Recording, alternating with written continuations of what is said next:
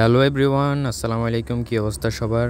তো বরাবরের মতো আমরা আবারও চলে আসলাম মিরু মামার হাতের সেই মজাদার খাবার খাওয়ার জন্য। উনি আজকে প্ল্যান করছে আমাদের সবাইকে নিয়ে ঝালমুড়ি বানাবে।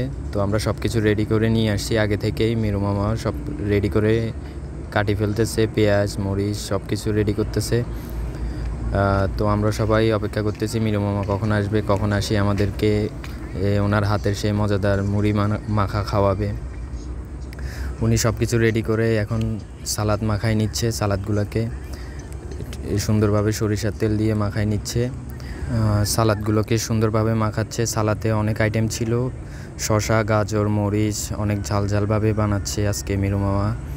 তো আমাদের সালাদ আইটেম মাখা শেষ। এখন মিক্স করে নিব আমরা চানাচুর, রুচি চানাচুর অ্যাড করা শেষে এখন আমরা অ্যাড করে নিব মুড়ি নিয়ে বসে আছি।